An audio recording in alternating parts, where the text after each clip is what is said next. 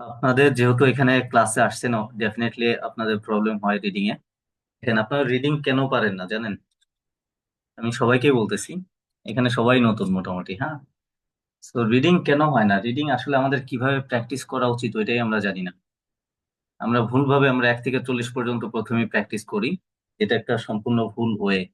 আপনাকে section wise practice করতে হবে। আপনি যে সেকশনটা ধরবেন ওই সেকশনটাতে একটু যখন ডেভেলপ হবেন তখন অন্য একটা সেকশনে যাবেন। এটা যারা শুরুতে প্র্যাকটিস করতেছেন তাদের জন্য।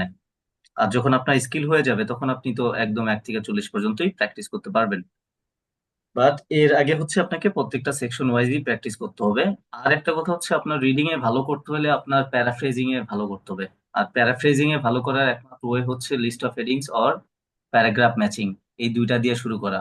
সো আপনি যখন আইএলটিএস রিডিং এর প্রিপারেশন নিচ্ছেন, আপনাকে এই দুইটা দিয়েই শুরু করতে হবে, এই দুইটাতে আগে ভালো হইতে হবে। এই দুইটাতে ভালো হইলে আপনি তখন ফলস নট গিভেন এমসিকিউ তেও ভালো হয়ে যাবেন। ওইটা সহজ হয়ে যাবে। এরপরে যে বাকি যে সেকশন গুলো আছে, সেই সেকশন গুলো আপনার কাছে অনেক ইজি হয়ে যাবে। তো আমরা যেটা করি, আমরা করি হচ্ছে প্রথমে গ্যাপ ফিল দিয়ে শুরু করি। এখন গ্যাপ ফিল জিনিসটাই সহজ। এখন আপনি ওইটা দিয়ে শুরু করেন, আপনি প্র্যাকটিস করেন, 15-20টা হয়, মাঝে মধ্যে 22-25টাও হয় অনেকের। এখন 25 বা 30টা হলে তো আপনি এখানে আসবেন না বা কোর্স করবেন না, তাই না? সো যার কারণে আমাদের এই ভুলটা হয়ে যায়, যে আমরা ভুলভাবে প্র্যাকটিস করি। এটাই হচ্ছে প্রথম ভুল আপনাদের। দ্বিতীয় হচ্ছে, আপনি যদি মোটামুটি রিডিং পড়তে পারেন, দেখেন এখানে যেই লেখাগুলো আছে, এখানে আপনি পাবেন না যে আপনি 50% বুঝেন না।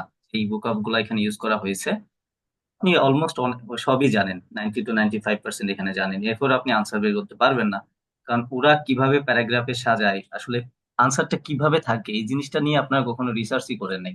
আপনারা শুধু আনসার খুঁজেন।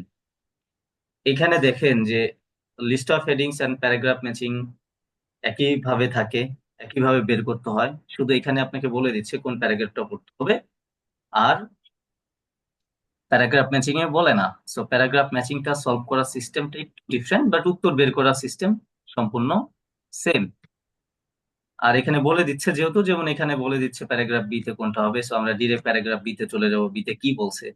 এখানে আপনাদের কোনো টিপস ট্রিক্স শেখানো হবে না, আপনাদের ট্রিক্স এবং টিপস এগুলো লাগবেও না। আপনি যদি মোটামুটি রিডিং পড়তে পারেন, অর্থ জানেন, আপনি এমনি আনসার বের করতে পারবেন। এখানে রেগুলার ব্যাচে ভর্তি এমন কেউ আছেন, জয়েন আছেন?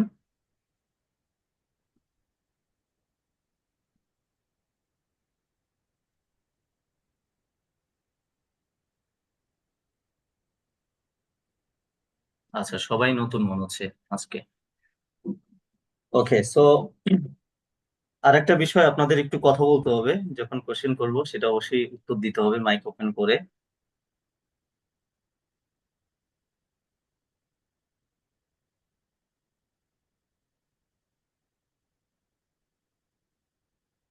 তো দেখেন, রিডিং,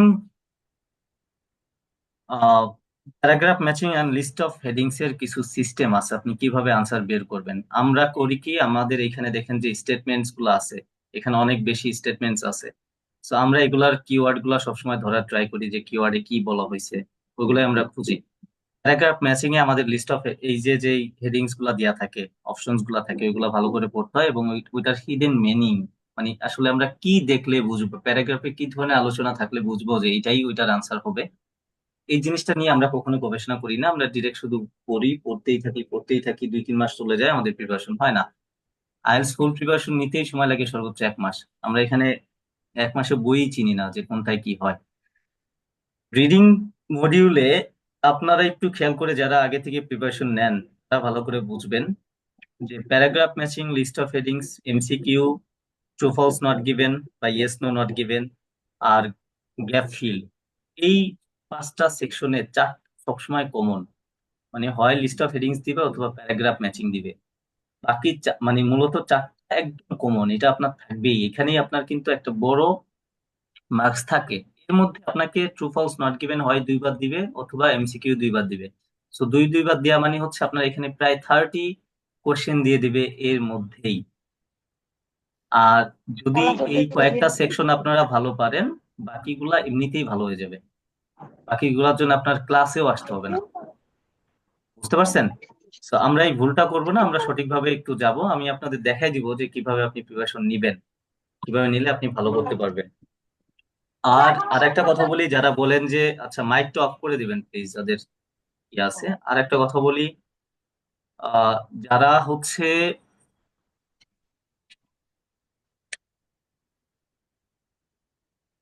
আচ্ছা আমি একটু দেখে নিই, দাঁড়ান। তো যেই কথাগুলো আমি বললাম যে আপনার প্রথম কাজ হচ্ছে আপনি এক থেকে মানে 1 to 40 পর্যন্ত আপনার প্র্যাকটিস করতে হবে না, আপনি করবেন সেকশন, এই 5টা সেকশনকে আপনার টার্গেট রাখতে হবে, এইগুলাতে আপনার ভালো হইতে হবে। এক, এবং দ্বিতীয় হচ্ছে আপনাকে শুরু করতে হবে লিস্ট অফ হেডিংস আর প্যারাগ্রাফ ম্যাচিং দিয়ে। আপনি list of headings paragraph matching এ ভালো পারলে বাকিগুলা এমনিতেই ভালো পারবেন। এখন কথায় আসি যে এই লিস্ট অফ হেডিংস আমরা কিন্তু পারি না অনেকেই, এটা কিন্তু যত কঠিন মনে করেন আসলে তত কঠিন না। আমরা এদের গেমটা বুঝি না, যার কারণে আমাদের আমাদের কাছে মনে হয় যে এটা আসলেই অনেক কঠিন, প্যারাফ্রেজ করে দেয় যার কারণে। এখন ওরা কিন্তু এখানে যে এই যে যে অপশনস গুলো আছে, আমরা তো এখানে পড়বো ডিরেক্ট প্যারাগ্রাফ বি তে চলে যাব। হ্যাঁ, বি তে কি নিয়ে আলোচনা করতেছে, ওরা কিন্তু যেটা নিয়ে আলোচনা করুক না কেন এখানে, ওরা ডিরেক্ট কোনো কথা বলবে না। আপনি এখানে পুরা যে সেন্টেন্সটা আছে এটাও পাবেন না, কোনোই পাবেন না। এটা ওরা বোঝাবে, এই জিনিসটা কি সেটাকে ওরা বোঝাবে আপনাকে। আমি সবসময় একটাই গল্প বলি, আমার স্টুডেন্ট যারা আছে যত আছে, শুধু একটা এক্সাম্পল দিই, একটা গল্প বলি আপনাদেরও বলি। সেটা হচ্ছে, আপনাদের যদি এরকম বলা হয় যে একটা রুমে একটা রুগীকে নেওয়া হলো, যেখানে রোগীর সাথে লোক অ্যালাউড না, শুধু ডক্টর এবং নার্স ওইখানে উপস্থিত থাকবে, চিকিৎসার সকল উন্নত সরঞ্জাম ওই রুমের মধ্যে আছে। তো এরকম যদি গল্প বলে আপনাদের মাথায় কিন্তু নিশ্চিত চলে আসবে এটা অপারেশন থিয়েটার অথবা আইসিইউ অথবা সিসিইউ। সেম এখানে ওরা কিন্তু অপারেশন থিয়েটার বলবে না, ওরা ওই অপারেশন থিয়েটার আসলে কি, অপারেশন থিয়েটারে কি হয়, কি থাকে, এইটা বলবে গল্পে, এবং আপনার ওইটা শুনে বুঝতে হবে যে ওরা আসলে অপারেশন থিয়েটারকেই বলতেছে, অপারেশন থিয়েটার কি ওইটা বলতেছে। তো আমরা যারা এখানে এই যে স্টেটমেন্টটা খুঁজি যে এখানে কি নিয়ে কথা বলা হয়েছে, ওরা তো এটা বলবে না ভাই, ওরা এটা কি এটা বুঝাবে, ওরা এক্সপ্লেইন করবে। এক্সপ্লেনেশন দেখে আপনার বুঝতে হবে যে ওরা আসলে এটা কোনটা নিয়ে কথা বলতেছে। তো আপনাদের এখানে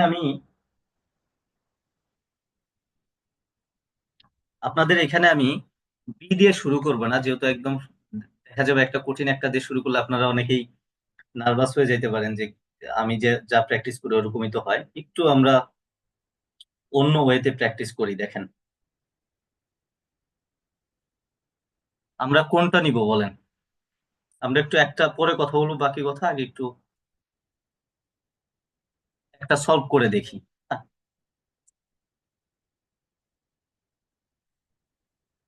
দেখেন আমরা প্যারাগ্রাফ আমরা ডিটা নিব, আগে আমরা একটু দেখে আসি চলেন। প্যারাগ্রাফ ডিতে কি বলছে দেখেন। সো প্যারাগ্রাফ ডিতে এখানে বলছে দেখেন, another source of wrong decision. আমরা কিন্তু ডিরেক্ট এখানে অপশন গুলা পড়তেছি না, তো প্যারাগ্রাফ ম্যাচিং এ পড়তে হবে। যখন প্যারাগ্রাফ ম্যাচিং ক্লাস করবেন তখন বুঝবেন যে ওইটা একটু ডিফারেন্ট, বাট প্যারাফ্রেজিংটা একই রকম। Another source of wrong decision is related to decisive effect of initial meeting. এরপরে এখানে particularly in negotiation over money. This is referred to as the anchor effect. Once a figure has been mentioned, it takes a strange hold over human mind. The asking price quoted a house sale, আমাদের আর example এখানে পড়তে হবে না। দেখেন ওরা, আচ্ছা, আপনারা sir যারা, একটা কোশ্চেন ছিল। জি জি জি জি বলেন। আচ্ছা, আমি লিস্ট অফ হেডিং যদি আসে সেক্ষেত্রে ফার্স্টে আমি কি করব? মানে আমি কিভাবে শুরু করব, বা এটা আমি আসলে বুঝতেছি না। আমি আমি এটা বলে দিব, আমি ভাবছি যে এই একটা আপনাদের আগে বুঝাই তারপরে বলে দিই। আচ্ছা যেহেতু প্রশ্ন করলেন আমি বলে দিচ্ছি। লিস্ট অফ হেডিংস এ আপনার এখানে পড়তে হবে না, এটা কোনো কিছু করতে হবে না। আপনি প্রথমে এই যে প্যারাগ্রাফ বি, এই যে সিরিয়াল ধরে যে কয়টা কোশ্চেন্স আসবে, আপনি ডিরেক্ট প্রথমটা চলে যাবেন, পড়বেন। ওইটা পড়ার পরে আমরা কিভাবে বের করবো সেটা তো আমি দেখাই দিব একটু পরে। তো আপনি যেই তথ্যটা পাবেন এখানে এসে মিলাবেন যে ওরা আসলে কোনটা নিয়ে কথা বলছে, কারণ এখানে আপনি আগে পড়ে যাবেন না এই কারণে। লিস্ট অফ হেডিংস এ দেখেন অপশন অনেকগুলা, এখানে অপশন আছে কয়টা, প্রায় 10টার উপরে, কিন্তু আপনার কোশ্চেন আছে কত, কম, 6টা। সো আপনি কিন্তু এই যে এক্সট্রা পড়লে এই এক্সট্রা জিনিসটা তো আপনার রিসার্চ করতে হবে, চিন্তা করতে হবে, টাইম ওয়েস্ট হবে। সো আমাদের তো এটা দরকার নাই। বাট প্যারাগ্রাফ ম্যাচিং এ কিন্তু অপশন খুব কম থাকে। প্যারাগ্রাফ ম্যাচিং এ আপনার মানে এমন হয় যে মানে প্যারাগ্রাফ ম্যাচিং এ তো আপনাকে যেই স্টেটমেন্টস গুলা দেয় সেগুলাই কোনো না কোনো প্যারাগ্রাফে আছে, না? সো এই কারণে ওইটাতে আপনাকে এই স্টেটমেন্টস গুলা পড়তে হবে। আমরা প্যারাগ্রাফ ম্যাচিং যখন পড়বো এটা বলে দিব। ঠিক আছে মিম? হুম হুম, তার মানে কি লিস্ট অফ হেডিংস আগে আমি ওই যে যেটা ডি নাম্বার প্যারাগ্রাফ থাকবে ওইটা আগে শুরু করব? হ্যাঁ, যেই কোশ্চেনটা থাকবে আপনার ইচ্ছা আপনি এইচ দিয়েও শুরু করতে পারেন। এখানে অনেকের এই যে কনফিউশন হয়, ট্রু ফলস নট গিভেন, আপনার টাইম কেন নষ্ট করে ফেলেন? আপনারা তো নতুন, এই জন্য অনেক কিছু জানেন না। আমাদের পুরাতন ব্যাচ যারা ক্লাস করে তারা জানে। তো ট্রু ফলস নট গিভেনও আপনারা টাইম ওয়েস্ট করেন। এগুলার অনেক সুন্দর টেকনিক আছে যে আপনি কিভাবে সহজে লোকেশন ট্র্যাক করতে পারবেন। অনেক সময় হয় না, ট্রু ফলস নট গিভেনে আপনি লোকেশনেই পৌঁছাইতে আপনার সময় হয়ে অনেক চলে যায়। তো আনসার বের করবেন তো পরে, তাই না? আবার ফলস নট গিভেন এর মধ্যে অনেক ঝামেলা লাগে। তো এগুলার সলিউশন তো ডেফিনেটলি আছে। তো ওইটার জন্য তো আপনাকে ওই পর্যন্ত থাকতে হবে। তো আমরা একটু দেখি, দেখেন, আমরা হচ্ছে ক্রসিং সিস্টেমে চলে যাব। আমরা এখানে পড়বো কোন ইনফরমেশন আছে, এরপরে দেখবো। সো ডি নাম্বার দেখেন এখানে কি নিয়ে কথা বলছে। ডি নাম্বার বলছে another source of wrong decision is related to the decisive effect of initial meeting. Initial meeting এর ইফেক্টের কথা বলছে। আচ্ছা, আপনারা জুম করে দেখতে পারবেন যাদের ফোনে দেখতেছেন তারা। So particularly in negotiation over money, negotiation over money হচ্ছে যখন আপনি কোনো কিছু টাকার উপরে দরদাম করবেন আর কি, মূল কথা। হ্যাঁ, যে কেমন দাম হবে, দামাদামি করি না আমরা? তো এই দামাদামি করার কথা এখানে বলছে। This is refer to as the Anchor effect. একটা এফেক্টের নাম বলছে, এটা আপনি জানলেও হবে, না জানলেও হবে, অনেক কিছুই আপনি জানবেন না। তো এগুলো আমার ফোকাসও দরকার নাই। Once a figure has been mentioned, it takes a strange hold over the human mind. যখন একটা মানে আপনি যখন কোন একটা পণ্য বা কোনো কিছু দামাদামি করতেছেন, যখন একটা ফিগার, এই যে once a figure has been mentioned, যখন একটা ফিগার বলা হয়, যখন ধরেন দোকানদার বা আপনি কারো কাছ থেকে আগেই জেনে গেলেন যে এই ড্রেসটার দাম এত টাকা হইতে পারে, তো ওইটা কিন্তু আপনার মাইন্ডে থেকে যাবে যে এই ড্রেসের দাম এর থেকে বেশি হবে না, হয়তো আর 10-20 টাকা, মানে যেমন প্রোডাক্ট ওরকম আপনি বাড়াবেন, তাই না? তো ওইটা কিন্তু আপনার মাথায় কি হবে, ইট takes a strange hold over human mind. আপনার মাথার মধ্যে এটা একটা স্ট্রেঞ্জ হোল্ড তৈরি করে রাখবে, মানে ওইটা আপনার মাথায় থেকে যাবে। হ্যাঁ। তো আমি যদি পুরা প্যাসেজ, আর একটা কথা বলি, এখানে ট্রিক্স কোনো কিছু লাগে না, কাজে লাগে না। কিছু ইম্পর্টেন্ট ভোকাব আছে রিডিং এ, যেমন বাট, ইফ, মোরেভার, এইসব ওয়ার্ড দিয়ে হচ্ছে ওরা বিভিন্ন টিপস ট্রিক্স কাজে লাগায়, মানে ভিডিও মেক করে। বাট ওটা রিয়েল এক্সামে কখনোই পাবেন না। সো দেখেন, আমরা এখানে পাইলাম তাহলে এখানে পেলাম ডিসিশন মেকিংটা একটা ডিসিসিভ ইফেক্ট তৈরি করে, effect of the initial meeting. প্রথম যে মিটিংটা আমরা করি কোনো কিছুতে, সেটার একটা ইফেক্টের কথা বলছে। এবং যখন একটা অ্যামাউন্টের কথা মেনশন করা হয় ফার্স্ট, এটা আমাদের মাইন্ডে একটা স্ট্রেঞ্জ হোল্ড তৈরি করে ফেলে। আপনি যখন একটু এক্সপার্ট হবেন, এই যে যেমন রিডিং পড়ার সময় মানে আপনি বুঝে যাবেন যে ওরা আসলে কি নিয়ে কথা বলতেছে। একটা প্যারাগ্রাফে অনেক ধরনের তথ্য নিয়ে আলোচনা করবে, বাট আপনি যখন একটু এক্সপার্ট হবেন, আপনি দেখার সাথে সাথে বুঝে যাবেন যে ওরা আসলে কি নিয়ে আলোচনা করে, আপনার বেশি পড়তে হবে না। তো আমরা একটু দেখি, দেখেন স্ট্রেঞ্জ হোল্ড তৈরি করে, তাই না? তো কিভাবে থাকে ওই যে অপারেশন থিয়েটারের গল্পটা যে আমি বলছি, একটু এটা মিলাই নিবেন এখন। দেখেন, আমি যেইটুকু পড়ছি আপনি এর বাইরে যাওয়ার দরকার নাই, এইটুকু নিয়ে আমরা পরে আরো বিস্তারিত আলোচনা করবো অন্যগুলাতে। হ্যাঁ। তো দেখেন, যেটুকু পড়ছি এইটুকুর মধ্যে কোনো জায়গায় not identifying the correct priorities, কোনো প্রায়োরিটি আইডেন্টিফাই করতে পারা না পারা কোনো কিছু নিয়ে তারা বুঝাইছে, আলোচনা করছে কিনা? করে নাই, ডেফিনেটলি। রাইট। এরপরে solution for the long term, কোনো একটা সলিউশন দেখাইছে, শো করছে। যতটুকু পড়ছি আমি ওইটুকুর মধ্যে কিন্তু বলে নাই, বাট ওইটুকুর মধ্যে আনসার আছে, আমি বলতেছি। তারপরে the difficulty of changing your mind, আপনার মাইন্ড চেঞ্জ নিয়ে যে আপনার কষ্ট হয় বা চেঞ্জ করতে পারেন না, এরকম কোন গল্প পড়ছি? আমরা পড়ি না। আমরা বলছি যখন আমরা কোন একটা কিছু দামাদামি করি, যখন এটা নিয়ে দামাদামি নিয়ে নেগোসিয়েশন করি, তখন যখন একটা অ্যামাউন্ট মেনশন করা হয়, ওইটা আমাদের মাইন্ডে কি থাকে, একটা স্ট্রেঞ্জ হোল্ড তৈরি করে রাখে। হ্যাঁ, মানে আমাদের মাথায় ওইটাই ঘুরপাক খায়। যেটা আমি এক্সাম্পল দিয়ে বললাম, আপনি ড্রেস কিনতে গেলে যেমন হয়, যদি দাম, দোকানদার ধরেন বললো 1,000 টাকা, বাট আপনি বাড়ি থেকে শুনে আসছেন আপনার এক ফ্রেন্ডের কাছ থেকে যে এই ড্রেসের দাম 700 টাকা বা 800 টাকার বেশি হবে না, তো আপনার মাথায় কিন্তু ওইটাই ঘুরবে যে 500, সর্বোচ্চ গেলে ভালো লাগলে আপনি 550 দিয়ে কিনা নিয়ে আসবেন। আপনার মাইন্ডে কিন্তু এটা রয়ে যাবে। আপনি এটা বের করতে পারবেন না। So why looking back is unhelpful. কোনো লুকিং ব্যাক, কোনো সিদ্ধান্ত যেটা নিছেন বা কোনো একটা কাহিনী হয়েছে যেটা আগেরটা নিয়ে আপনি এখনো আহ দুশ্চিন্তা করেন, যেটা আসলে আনহেল্পফুল, এরকম কোনো তথ্য এরা দেয় নাই।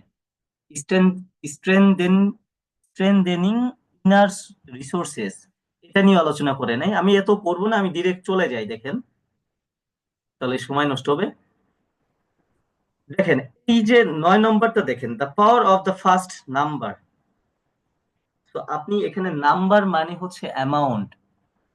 যখন একটা আপনি এই যে আমরা প্যাসেজে পড়ছি না, once a figure, figure that means the number, right? যে কোনো অ্যামাউন্ট হইতে পারে এখানে। যখন একটা নাম্বার বলা হয় মানে অ্যামাউন্টের কথা, figure, amount, number, similar thing, তখন it figure has been mention, it takes a strange hold over the human mind. যেটা একটা স্ট্রেঞ্জ হোল্ড তৈরি করে রাখে আমাদের হিউম্যান মাইন্ডে, ঠিক না? So, এখন দেখেন ওরা এখানে কি দিছে, the power of the first number. Power of the first number, এখন পাওয়ারটা কিভাবে? এই যে যে স্ট্রেঞ্জ হোল্ড তৈরি করে রাখে আমাদের মাথায়, এটা কি ফার্স্ট নাম্বারের না? যখন আমরা একটা নাম্বার বা ফিগার মেনশন করা হয়, ওইটা যে স্ট্রেঞ্জ হোল্ড তৈরি করে রাখতেছে, এটাই তো ওর পাওয়ার, তাই না? সো ওরা কি এই ডিরেক্ট কথাগুলো বলবে না? আর এই বইটা হচ্ছে, আমি একটু বলি, এটা আপনারা এই বইটা পড়বেন যাদের স্কোর ডেফিনেটলি ভালো করতে চান, যে আমার লিস্ট ভালো করতে হবে। আপনারা যারা উইক আছেন, আপনাদের কাছে ক্যামব্রিজটাই অনেক কঠিন মনে হয়, বাট আপনি ক্যামব্রিজ দিয়ে শিখবেন না, ক্যামব্রিজ দিয়ে প্র্যাকটিস করবেন শুধু। পরীক্ষা ক্যামব্রিজের মতোই সহজ আসবে যে বইগুলো পড়েন, বাট এই বইটা প্র্যাকটিস টেস্ট প্লাস, এটা অনেক কঠিন, ক্যামব্রিজ থেকে অনেক গুণ বেশি কঠিন। এটা তারাই পড়ে যারা হচ্ছে একটু ভালো স্কোর ইনশিওর করতে চায়। So, এটাই প্যারাফ্রেজিংটা অনেক কঠিন ভাবে থাকে। So, আপনি এটা যদি বুঝতে পারেন, আপনার কাছে ক্যামব্রিজ অনেক সহজ হয়ে যাবে তখন। বুঝতে পারছেন? সো দেখেন এখানে ওরা ডিরেক্ট এই যে power of the first number, এটা কি ওরা এখানে মেনশন করছে? ওরা করবে না, কোনোটাই করবে না। ওরা এটা বোঝাচ্ছে এই পাওয়ারটাকে, যে আপনি যখন একটা ফিগারের কথা মেনশন করা হয়, ওইটা আমাদের মাথায় কি থাকে, স্ট্রেংথ একটা হোল্ড তৈরি করে রাখে। So this is the power of first number, right? আর ফার্স্ট নাম্বার আমরা কিভাবে বলবো? Once a figure has been mentioned. এই যে যখন একটা ফিগারের কথা, অ্যামাউন্টের কথা মেনশন করা হয়, ওইটাই আমাদের ফার্স্ট নাম্বার না? আপনি দামাদামি করতে গেলে আপনাকে বললো যে এটার দাম 1,000 টাকা, ওইটাই তো আপনার কাছে ফার্স্ট, যে দামটা বলছে, ইজন্ট ইট? সো আপনাদের কারো যদি কোনো কোশ্চেন থাকে, এখন একটু বলেন এটা নিয়ে। Yes, sir. According to your explanation, in my point of view, there is no confusion for everybody. You're not everybody, right? You have to Okay, you have to sir. share your own opinion, okay? If you have Okay, any sir. question, then you can ask me. Okay, okay sir. So In my কারো point of view, yeah. কারো এটা নিয়ে কোনো question বা আচ্ছা, বুঝেন এই নাই? লিস্ট অফ হেডিংস কঠিন নাকি যে প্যারাগ্রাফ যে ম্যাচিং করলেন ওইটা কঠিন বেশি? প্যারাগ্রাফ ম্যাচিংটা একটু কঠিন, কারণ এখানে আপনাকে সুন্দর করে বলে দিচ্ছে যে প্যারাগ্রাফ বি পড়তে, ডি পড়তে, তো আপনি ওইটা পড়লেই পেয়ে যাচ্ছেন। প্যারাগ্রাফ ম্যাচিং কিন্তু বলতেছে না আপনাকে, মানে নদীতে সাঁতরানোর মতো আর কি। আপনি তখন ওইটার সলিউশন করতে হয় হচ্ছে স্টেটমেন্ট গুলা নিয়ে গিয়ে, হ্যাঁ, এগুলো আপনি আগে ভালো করে পড়বেন। এখন আপনি ধরেন সাপোজ এটা একটা বা দুইটা পড়ে গেলেন, এখন আপনি প্রথম থেকে প্যাসেজ এই দুইটা পড়লেন, এখন ওই দুইটার আনসার কিন্তু এই দুইটা নাও থাকতে পারে, দেখা গেলো শেষেরটার আনসার এখানে আছে, এই বিতে আছে। তো আপনি কিন্তু পড়ে পড়ে ওইটাই খুঁজবেন, সময় নষ্ট হবে। বাট আপনি যদি স্টেটমেন্ট গুলো আগে পড়ে যান, মেইন পয়েন্টটা আমরা ওইটার ক্লাস যখন নিব তখন বুঝতে পারবেন, মেইন পয়েন্টটা আমরা ধরে যখন এই প্যারাগ্রাফ প্যারাগ্রাফ গুলো পড়বো, বিতে যেটাই হোক, 1 নম্বর কোশ্চেন হোক আর 6 নম্বর কোশ্চেন হোক, যদি থাকে আমরা এটা বুঝে যাব। তো তখন আমরা প্যারাগ্রাফ পড়লেই হয়তো দু একটা প্যারাগ্রাফ ওরা মিস করে দেয় মাঝে, দেখা গেলো এতে দিছে বিতে দেয় নাই। বুঝতে পারছেন? তো তখন প্যারাগ্রাফে আমাদের যখন আমরা ওই মেইন আইডিয়াটা পেয়ে যাব, তখন আমরা ডিরেক্ট ওই আনসার দিয়ে দিতে পারবো। আর এখানে তো আপনাকে বলেই দিচ্ছে যে কোন প্যারাগ্রাফটা পড়তে হবে। তো এটা তুলনামূলক ভাবে একটু সহজ। বাকি প্যারাফ্রেজিং বলেন সবকিছু সেম। ডি নাম্বার নিয়ে কারো কোনো কোশ্চেন আছে কিনা সেটা বলেন।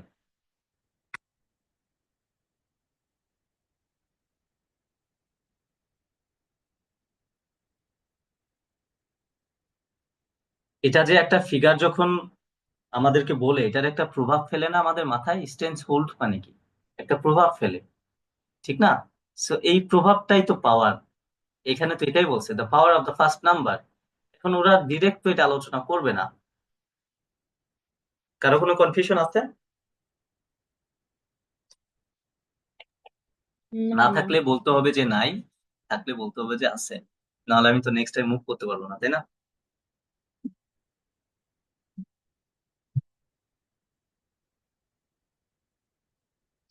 সো দেখেন আমরা এখন একটু বিতে যাব, হ্যাঁ? আমরা ডিতে আগে দেখলাম, বিতে দেখেন আমরা অপশন গুলা পড়ি নাই, প্যারাগ্রাফ ম্যাচিং এর অপশন গুলো আগে পড়তে হবে, স্টেটমেন্টস গুলা। এখানে দেখেন এখানে বলছি in the 1960s a young American research psychologist Daniel Kahneman, যে নামই হোক, আপনি এই নাম, সে কি করে, কোন ইনস্টিটিউটে পড়ায়, এগুলো আপনার পড়ার দরকার নাই রিডিং এ, বুঝতে পারছেন? আপনি জাস্ট একটা অভ্যাস করবেন, সেটা দ্রুত রিডিং পড়ার অভ্যাস, এটাই আপনাকে হেল্প করবে, এছাড়া কোনো ওয়ে নাই। So American research psychologist Daniel Kahneman became interested in people's inability to make logical decision. তো সে কিসে ইন্টারেস্টেড হয়েছে? মানুষের ইনএবিলিটি, মানুষ লজিক্যাল ডিসিশন নিতে পারে না, এটার প্রতি তার একটা কি হয়েছে, ইন্টারেস্ট জাগছে। That launched him on a career to show just how irrationally people behave in practice. So এটা তাকে, মানে সে পরবর্তীতে কি করছে, এটা সে কেরিয়ার হিসেবে নিছে কি জন্য, এটা শো করার জন্য মানুষ ইরেশনালি কিভাবে তারা বিহেভ প্র্যাকটিস করে, ঠিক না? When Kahneman and his colleagues first started work, the idea of applying psychological insight to economics and business decision was seen as rather bizarre. bizarre মানে হচ্ছে অদ্ভুত, এই যে হচ্ছে আপনি পয়েন্ট পাচ্ছেন, মূল কথা। যখন কেনম্যান এবং তার কলিগ ফার্স্ট ওয়ার্ক শুরু করলো এটা নিয়ে, এই ডিসিশন মেকিং নিয়ে, the idea of applying psychological insight economics and business decision, মানে এই সাইকোলজিক্যাল ইনসাইটটাকে তারা কোথায় ইউজ করতেছে, ইকোনমিক্স এবং বিজনেস ডিসিশনে যখন ইউজ করতেছে, ওইটা was seen as rather bizarre, এটাকে দেখা হয়তো কি হিসেবে, অদ্ভুত হিসেবে। বিজয় মানে হচ্ছে অদ্ভুত, হ্যাঁ, আনইউজুয়াল যেটা। But in the past decade the field of behavioural finance, behavioural economics have blossomed. Blossomed মানে হচ্ছে যখন একটা কিছু চূড়ান্ত পর্যায়ে চলে আসে, যেমন ফুল ফুটে না, ফুল ফোটা ওরকম, সে তার এই যে কেরিয়ারটা নিছে, সেটা সে কি, সেটা তার চূড়ান্ত পর্যায়ে চলে আসে, মানে সফলতার দিকে। And in 2002 Kahneman shared a Nobel prize in economics for his work.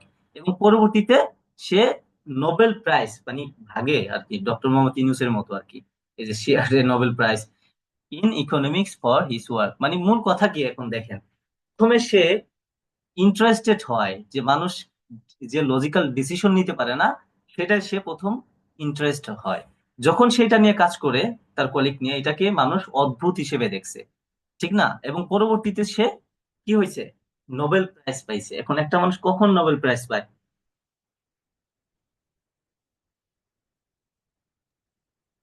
যখন তার মানে গবেষণাটা সফল হয় তখন। সফল হয়, তাই না? আন্তর্জাতিক স্বীকৃতি, একটা, এটা নোবেল প্রাইজ কি একটা আন্তর্জাতিক ইন্টারন্যাশনাল স্বীকৃতি না? তো তার মানে সে প্রথমে ইন্টারেস্টেড হয়েছে, যে সে ডিসিশন নিছে না যে সে এটাকেই ক্যারিয়ার হিসেবে নিবে, পরবর্তীতে যখন কাজ করা শুরু করছে, তখন সে কি হয়েছে, মানুষ এটাকে অদ্ভুত হিসেবে দেখছে। বাট একটা সময় গিয়ে সে কি সাকসেস হয়েছে, এবং 2002 সালে সে নোবেল প্রাইজ পাইছে। এই মূল কথাটা আপনাদের বুঝতে হবে, এই মূল কথাটা নিয়ে আপনাদের যেতে হবে সবসময়। তো এখন দেখেন, আমি আগেই বলছি ডিরেক্ট ওরা কোনো কথা বলবে না, আপনাদের বুঝে নিতে হবে, ঠিক না? এখন এখানে দেখেন, আমি কি ক্রসিং সিস্টেম প্রত্যেকটা বোঝাবো, নাকি আমি জাস্ট উত্তরটা বলে দিব, বলেন? তো এটা বোঝাবো। তো যেটা ভালো হয় সেটা করেন। আচ্ছা, আমি আমি দু একটা কোশ্চেন আপনাদের একদম ক্রসিং সিস্টেম করেও দেখাবো, আমি এখন বলে দিই। তো দেখেন এখানে আমি আপনাদের আগে একটু, সে আসলে কি নিয়ে ইন্টারেস্টেড ফিল করছে, ডিসিশন মেকিং নিয়ে, তাই না? যে মানুষ আসলে ডিসিশন মেক করতে পারে না, এবং সে ওইটাই ইন্টারেস্ট ফিল করছে, পরবর্তীতে সে ওইটা ইনিশিয়েটিভ নিছে কি, যে সে ওইটা কেরিয়ার হিসেবে নিবে, ঠিক না? এবং পরবর্তীতে যখন সে এই তার যে লজিকটা ছিল, যেন ছিল এখানে যে applying psychological insight to economics and business decision, এটা মানুষ অদ্ভুত হিসেবে দেখছে। পরবর্তীতে সে কি হয়েছে, সফল হয়েছে, ঠিক না? সো এখন এই 6 নাম্বারটা দেখেন তো, a successful approach to the study of decision making.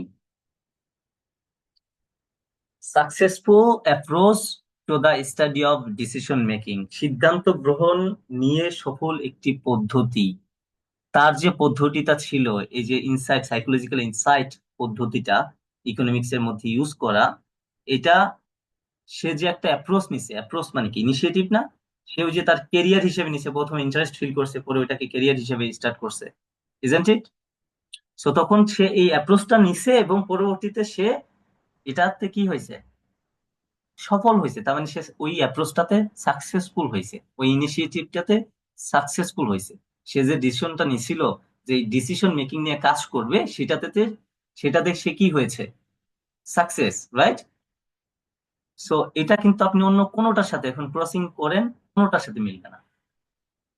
এই 6 নাম্বারটা ছাড়া কোনোটার সাথে এরকম তথ্য আপনি যখন মূল তথ্যটা বোঝা শুরু করবেন, অন্য কোনোটার সাথে মিলবে না। দেখেন, আইডেন্টিফাইং দ্য কারেক্ট প্রায়োরিটিস, কোন প্রায়োরিটিস নিয়ে এখানে আলোচনা করছে, করে নাই। Solution for the long term, করে নাই। Difficulty of changing your mind, করে নাই। লুকিং ব্যাক নিয়ে করে নাই, এটা নিয়ে করে নাই, এটা নিয়ে করছে। Danger of trusting global market, কোনো ডেঞ্জার নিয়ে এখানে কোনো কিছু আলোচনা করছে এই প্যারাগ্রাফটাতে, করে নাই, সো এটা বাদ। রিলাক্টেন্স মানে হচ্ছে অনীহা প্রকাশ করা, to go beyond the familiar, পরিচিতের বাইরে যাওয়া না যাওয়া নিয়ে কোনো কিছু আলোচনা করছে, যে কেউ যাইতে চায় না, কোনো স্টোরি বানাইছে, ওরা বানায় নাই, সো এটা হবে না। Power of the first number আমরা দিয়ে দিছি already. The need for more effective risk assessment, কোনো ইফেক্টিভ কি লাগবে কি লাগবে না, ইফেক্টিভ রিস্ক অ্যাসেসমেন্ট বা অন্য কোনো কিছু দরকার কিনা, এরকমও কোনো কিছু বলে নাই। আন্ডারস্ট্যান্ডিং দ্য ডিফিকাল্টিস অ্যাহেড, কোনো কিছু ডিফিকাল্টিস আন্ডারস্ট্যান্ডিং নিয়ে কোনো এখানে ইনফরমেশনই দেয় নাই। সে দিছে কি, সে প্রথমে মানুষ যে ডিসিশন মেক করতে পারে না, সেটা ইন্টারেস্ট ফিল করছে, পরবর্তীতে সে ওইটাই ক্যারিয়ার হিসাবে নিছে, মানে সে অ্যাপ্রোচ নিল। আপনি যেমন আপনার এখন আইএলটিএস প্রিপারেশন নিচ্ছেন, এটা কি আপনার অ্যাপ্রোচ না, যে আমি আইএলটিএস দিব, মানে আপনার ইনিশিয়েটিভ, উদ্যোগ নিয়া, যে আমি এখন আইএলটিএস দিব, দিয়ে বাইরে আমার ক্যারিয়ারটা গড়বো। সো ওরকম সে ওটা ক্যারিয়ার হিসেবে নিছে, এবং পরবর্তীতে মানুষ অদ্ভুত দেখলেও শেষ পর্যায়ে গিয়ে সে নোবেল পাইছে, আন্তর্জাতিক স্বীকৃতি পাইছে। তার মানে সে সফল, তার মানে যে সে অ্যাপ্রোচটা নিছিল ওইটাতে সে সফল। এবং এইটা নিয়েই কিন্তু প্যারাগ্রাফ বিতে আলোচনা করছে। Is it clear to you? Not? হ্যাঁ স্যার। কারো দেখেন, কারো কোনো কোনো ধরনের কনফিউশন থাকলে feel free to ask me.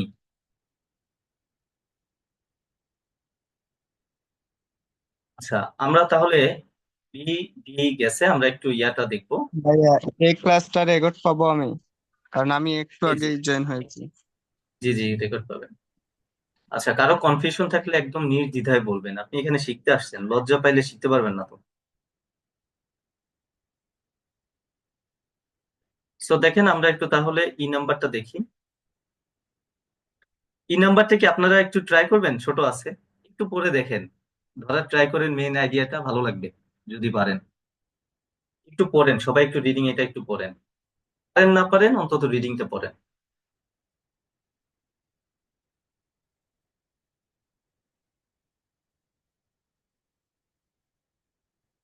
দেখবেন যে গেম কিভাবে হয়, আপনারা একবার ধরা শিখে যান।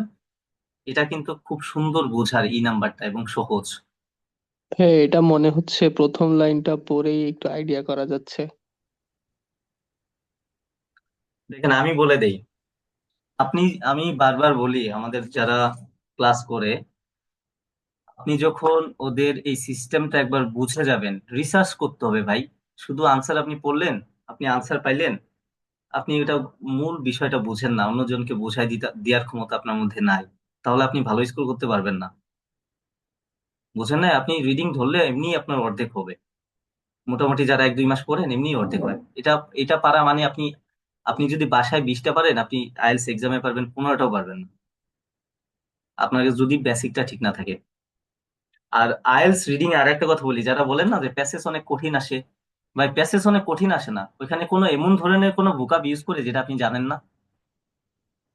আপনি 2-1% ভোকাব পাবেন, ওইটা আপনি যত ভোকাবুলারি পড়েন না কেন আপনি কমন পাবেন না, কারণ প্রতিনিয়ত গবেষণা করে কোশ্চেন তৈরি করা হয়। বুঝতে পারছেন? ওইটা কেউই পারবে না, ওইটা ছাড়াই আনসার বের করা যায়। বাট আপনি এরকম পাবেন না যে অনেক কঠিন কঠিন সব ওয়ার্ডস গুলাই কঠিন আপনি জানেন না, এরকম কখনোই হবে না। আপনি দেন মক টেস্ট দেন অথবা আপনি যে কোনো বই দেখেন, কখনোই হবে না। আপনি সর্বোচ্চ গেলে 2% 5% অর্থ জানেন না, বাকি সব জানেন। এখন কঠিন কিভাবে দেয় জানেন? কঠিন আপনাকে প্যারাগ্রাফ ম্যাচিং 2 বার দিয়ে দিবে, অথবা প্যারাগ্রাফ ম্যাচিং একটা দিবে, সেন্টেন্স কমপ্লিশন একটা দিয়ে দিবে, অথবা লিস্ট অফ হেডিংস দিবে, প্যারাগ্রাফ ম্যাচিং দিয়ে দিবে, এমসিকিউ ডাবল দিয়ে দিবে, true false not given double দিয়ে দিবে, যেগুলো আপনারা মারা খান মূলত। ঠিক না? সো যখন এগুলা ডাবল আসে মানে আপনি তখনই ইন্তেকাল করে দেন। এটাই হচ্ছে বলে তখন বলে যে অনেক কঠিন আসছে, আর কিছু না। কঠিন বলতে প্যাসেজ রিডিং গল্প এগুলা কঠিন দেয় না, কোশ্চেন সেকশন গুলা কঠিন দিয়ে দেয়, যেগুলাতে আমরা এমনি weak. False not given false আর নট গিভেন এর মধ্যে তো সারা জীবন লাগিয়ে থাকে যে কোনটা ফলস হবে কোনটা নট গিভেন হবে, ঠিক না? সো ওইগুলা ডাবল দিলে আপনার যদি ওইগুলা দেয় 10টা, আপনার তো এমনি 5টা হবে, 5টা হবে না। সো মানে 40-র মধ্যে 35-এ এক্সাম দিচ্ছেন আপনি। এমসিকিউ যদি দেয় 10টা, আপনি আরো 5 কমে গেল, আপনি 30-র মধ্যে এক্সাম দিচ্ছেন। আর যদি সেন্টেন্স কমপ্লিশন আর প্যারাগ্রাফ ম্যাচিং এগুলা দিয়ে দেয় তখন আপনি আরো মাইনাস। তো আপনার এমনিতেই 5.5-এর উপর উঠতে পারবেন না তখন, যদি এইগুলাতে স্ট্রং না হন। বুঝতে পারছেন? সো এটা একটু দেখেন। In addition, mistakes may arise due to stubbornness. Stubborn হচ্ছে যেটা একদমই করা আর কি, ঘাড় তেরা টাইপের মানুষ থাকে না, ওরকম। তো এটা দিয়ে হচ্ছে মিস্টেক গুলা উঠে বা তৈরি হয়। So no one likes to abandon a cherished belief, and the earlier decision has been taken, sorry, the earlier a decision has been taken, the harder it is to abandon it. আমি আর পড়বই না। আপনি যখন বুঝে যাবেন, এটা paragraph matching class নিলে আরো মজা পাইতেন আপনারা। সো আমার গল্পটা মনে আছে যে ওরা অপারেশন থিয়েটার উচ্চারণ করবে না বা আইসিইউ সিসিও উচ্চারণ করবে না, ওরা আইসিইউ সিসিউ জিনিসটা কি ওটা ওরা এক্সপ্লেইন করবে। সেম এখানে যে স্টেটমেন্টটার আনসার এখানে আছে সেটা ওরা উচ্চারণ করবে না, ওরা বলবে না। ওই জিনিসটা কি ওইটা ওরা অন্যভাবে এক্সপ্লেইন করবে। এখানে দেখছেন, এখানে লেখা আছে দেখেন, no one likes to abandon a cherished belief. Cherished belief মানে কি? আপনি যখন একটা কিছু অনেক দিন ধরে ভিতরে বিশ্বাস করে আছেন, ওইটা আপনি পরিত্যাগ করতে চান না। অ্যাবান্ডন মানে কি? ত্যাগ করে দিয়া, আপনি ত্যাগ করতে চান না, ঠিক না? পছন্দ করেন না ওইটা ত্যাগ করতে। And the earlier a decision has been taken, the harder it is to abandon it. মানে যত আগে আপনি ডিসিশনটা নিছেন, এটা তত কঠিন হয় ওটা অ্যাবান্ডন করতে, মানে ওটা ছাড়তে। ঠিক না? এটুকু বুঝছেন কিনা বলেন? এটুকু রিডিং এ বুঝায় কারো সমস্যা আছে কিনা, তাহলে বাকিটা বুঝতে পারবেন। ভাইয়া, লাস্টে যে লাইনটা ওইটা যদি আরেকটু বলেন, no one likes to abandon এটা। এই যে এখানে দেখেন, এখানে বলছে no one likes to abandon a cherished belief. Cherished belief মানে কি? আপনি একটা কিছু অনেক অনেক দিন ধরে একটা কিছু যখন, মানে লং টার্ম ধরে আপনি যখন একটা কিছুকে বিলিভ করে থাকেন, যে কোনো কিছু হইতে পারে, যে কোনো কিছু আপনি জাস্ট ওইটাকে বিশ্বাস করে আছেন, এবং ওই সিদ্ধান্তটা আপনি যত আগে নিছেন ওইটা তত কঠিন হয় ছাড়তে। বুঝতে পারছেন? আচ্ছা, এটা কি 3 নাম্বার হবে?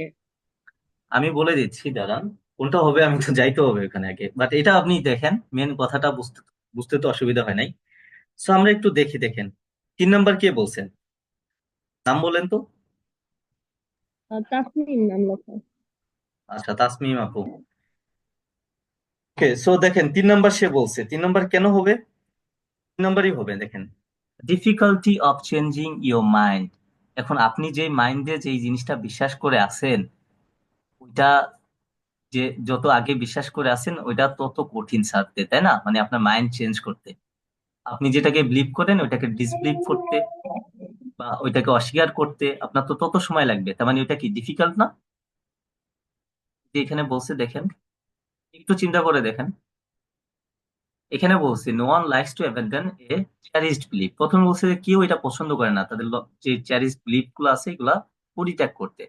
তারপরে লাইনে বলছে and the earlier a decision has been taken, the harder it is to abandon it. যত আগে ডিসিশনটা নেওয়া হয় নেওয়া তত বেশি কঠিন এটাকে পরিত্যাগ করতে। তার মানে কি পরিত্যাগ করতে কঠিন মানে কি? ওটা হার্ডার না, কঠিন না? আপনার মাইন্ডকে চেঞ্জ করা ওটা কি কঠিন হয়ে দাঁড়াচ্ছে না? তাহলে কঠিন হচ্ছে কিনা বলেন? তো ওরা তো কঠিন এগুলা বলবে না, ওরা এটাকে বুঝাইছে যে আপনি যখন একটা জিনিস সিদ্ধান্ত বা কোনো কিছুকে বিশ্বাস করেন, ওইটা থেকে বের হয়ে আসা অনেক কঠিন। ওইটার গল্পই তো প্যারাগ্রাফে বলছে। So the difficulty of changing your mind, আপনি যে মাইন্ড চেঞ্জ করতে পারবেন না, এটা কঠিন। ওই কঠিনটা কিভাবে, ওইটাই ওরা গল্পে বুঝাইছে। কঠিনটা কিভাবে? যে যত আগে আপনি সিদ্ধান্ত নিছেন, ওইটা চেঞ্জ করতে তত বেশি কঠিন। কার কার প্রবলেম আছে বলেন এটা?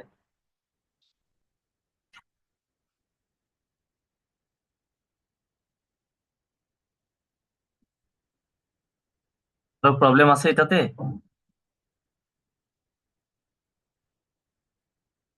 ইসরাত জাহান, জি ভাইয়া। আপনার না, প্রবলেম প্রবলেম আছে এটাতে? না। দেখেন, আপনারা একবার মজা পেয়ে গেলে না, আপনি রিডিং এ যে যে মানে এখন কান্নাকাটি করেন যে রিডিং বুঝি না, আপনি যখন এই খুব ডিপলি বুঝবেন বিষয়গুলো আসলে কিভাবে কোশ্চেন করে, কিভাবে আনসার বের করতে হয়, তখন আপনার কাছে মানে আপনি এত কনফিডেন্ট হয়ে যাবেন যে ওরা যাই দেখ না কেন, আপনি জানেন যে আমি এখানে অ্যাটলিস্ট আপনি যেখানে 7.5 পাইছেন ওখানে অ্যাটলিস্ট 6.5 নিয়ে আসতে পারবেন। এর বেশি যাবেন না, মানে ফল করবেন না। এমন হবে না যে আপনি 7-এর প্রিপারেশন নিয়ে গেছেন, আপনি 4 পাইছেন, 4.5 পাইছেন, এরকম হবে না। এটা হবে কখন? যখন আপনি ওই যে শর্টকাট টেকনিক খুঁজবেন না বুঝে, তখনই আপনার হয় ভালো হওয়ার সম্ভাবনা আছে, কারণ ওরকম হয়েও তো যেতে পারে, বাট 99% ক্ষেত্রে হবে না। জি তার ভাইয়া, কারণ চেষ্টা করছি। এফ এফ নাম্বারটা নিয়ে কারো কোনো প্রবলেম আছে কিনা বলেন? এফ নাম্বারটি নিয়ে কারো বুঝতে সমস্যা হলে আজ করেন।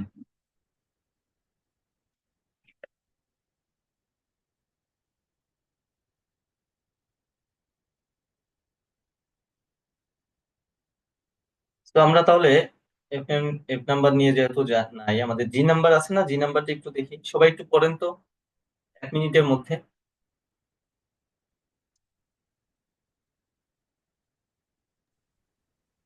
More information is helpful in making any decision. But see, Kahneman, people spend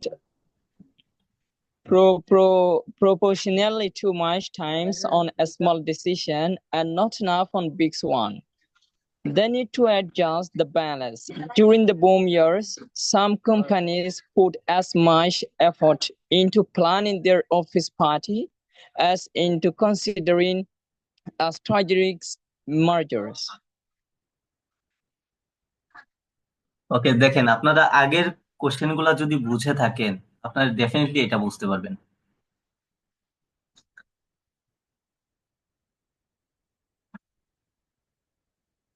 তো দেখেন এখানে কি বলছে, আমি একটু আপনাদের একটু ভেঙে ভেঙে দেই, এরপর আপনারা একটু মেলানোর ট্রাই করবেন। এখানে বলছে more information is helpful in making any decision, but says Kingman, people spend professionally too much time on small decisions and not enough on big ones. Need to adjust that balance during the boom years. Boom years মানে হচ্ছে বছরের শেষ সময়, বা যখন ওই যে হিসাব নিকাশ কোনো কিছু হয় বা বড় কোনো প্ল্যান যখন করা উচিত, ওই সময় কি করে সাম companies put as much effort into planning their office party. So তারা কিছু কোম্পানি কি করে, তারা ওই শেষ সময় এসে অফিস পার্টি কেমনে করবে এগুলাতে প্ল্যান করে, as into considering strategic margins. তাদের আসলে স্ট্র্যাটেজিক মার্জিন কিভাবে তারা পরবর্তী বছরটা সাজাবে, কিভাবে বিজনেস করবে, এই সব গুলাতে ফোকাস না করে, এটা কিন্তু একটা এক্সাম্পল, হ্যাঁ, অফিস পার্টি কিভাবে করবে এগুলাতে হচ্ছে বেশি ফোকাস দেয়। হ্যাঁ, এবং শুরুতে বলছে যে people spend professionally too much time on small decision and not enough on big ones. যেটা বিগ অনস মানে এখানে বড় ডিসিশন বোঝাচ্ছে না, বিগ অনস মানে হচ্ছে যেটা গুরুত্বপূর্ণ। এখানে দেখেন not enough on big ones, মানে যেটা গুরুত্বপূর্ণ সেটাতে সময় না দিয়ে তারা সময় দিচ্ছে কোথায়? স্মল ডিসিশনে। তো যেটা দেওয়ার কথা সেটাতে তারা দিচ্ছে না, যেটা না দেওয়ার কথা সেটাতে তারা দিচ্ছে, isn't it? সো এখন একটু দেখেন,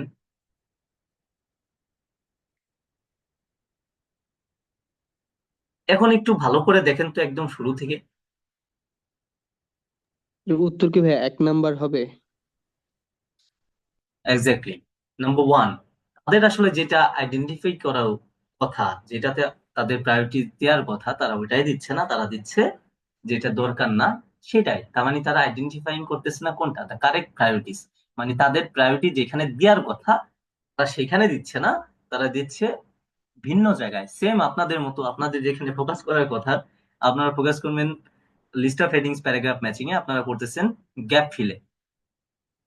ঠিক না? গ্যাপ ফিল দিয়ে কে কে শুরু করছেন এই পর্যন্ত প্রিপারেশন রিডিং? অলমোস্ট সবাই হ্যাঁ, গ্যাপ করছেন। আমি ফিল। স্যার। অলমোস্ট সবাই করে, এটাই বললাম। ইভেন আরো মজার বিষয়, লিসেনিং পার্ট 4, আমি একটা কোশ্চেন করি, আপনারা পার্ট 4-এ কে আছেন যে 31 থেকে না পড়ে, যখন আপনাদের টাইম দেয় কোশ্চেন গুলা পড়তে, 31 থেকে না পড়ে 40 থেকে পড়া শুরু করছেন উল্টা দিক থেকে? তো আছেন এখানে যে আমি যখন পার্ট 4-এ যাব আমি 40 থেকে 31-এর দিকে যাব, 31 থেকে 40-তে না?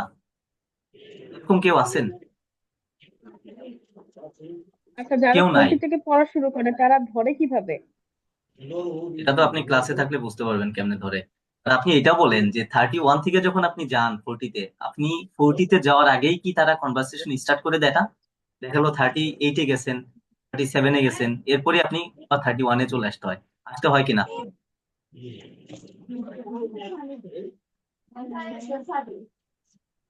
আসতে হয় কিনা? আচ্ছা, আননেসেসারি নয়েজ আসতেছে অনেক।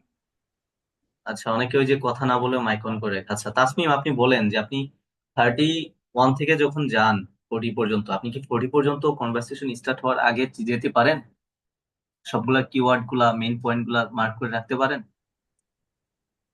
আমি তো ট্রাই করি, কিন্তু আমি আসলে মানে ধরতে পারতেছি না অনেক, চেষ্টা করেও আর কি হ্যাঁ, হইতেছে অনেকেই না অনেকেই অনেকগুলা। পারে না, কারণ আপনি ভুলভাবে প্র্যাকটিস করেন এই কারণে।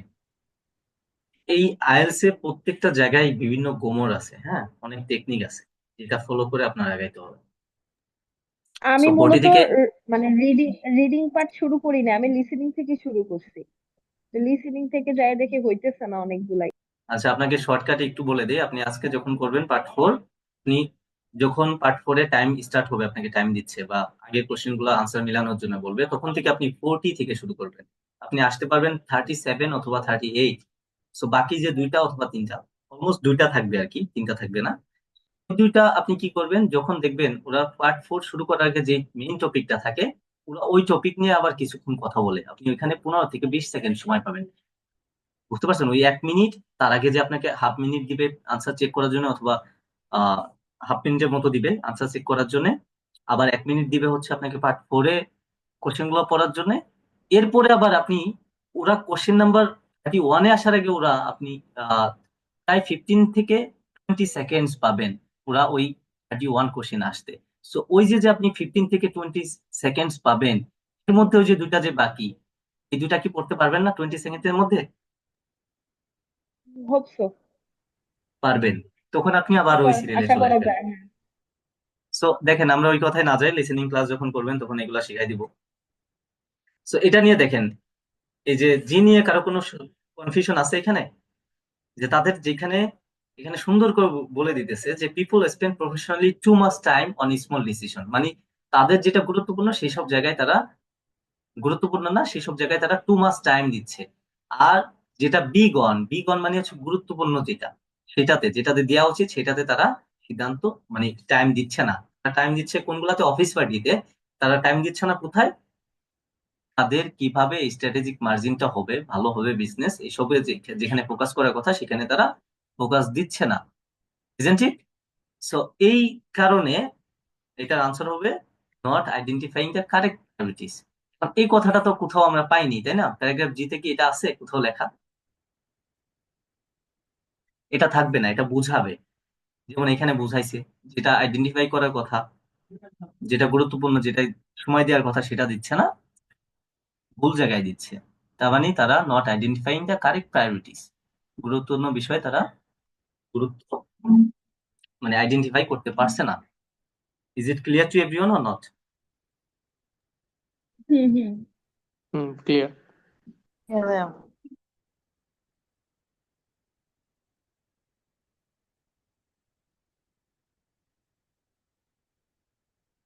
তো আমরা একটু তারপরে কোনটা আছে, এইচ নাম্বার আছে, এইচ নাম্বারটা একটু দেখবো। অনেক ছোট ছোট দেখে আবার ভাবেন না অনেক সহজ হয়, ছোটগুলাই বেশি ঝামেলা থাকে। তো দেখেন এখানে, এখানে একটু দেখেন, আপনারা এটা একটু বের করেন, আমি তো প্রত্যেকটা দেখালাম, এটা আপনারা পারবেন, তো মেধাটাকে কাজে লাগান, একটু ধরার চিন্তা করেন যে ওরা কি বোঝাচ্ছে এখানে। শুধু এই শাব্দিক অর্থ পড়লে হবে না কিন্তু, ওরা আসলে কোনটাকে ফোকাস রেখে এই গল্পটা বলতেছে এটা ধরতে হবে। যখন এটা ধরতে পারবেন তাহলে সবগুলাই পারবেন, রিডিং আপনার কাছে আর কঠিন মনে হবে না।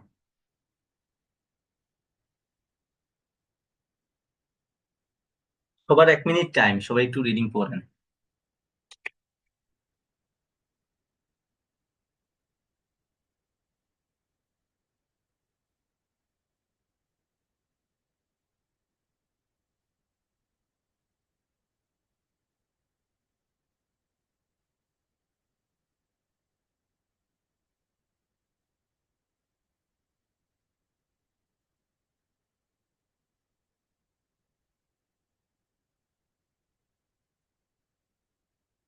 সবার পড়া শেষ, আমি একটু এখন বুঝাই দিই দেখেন।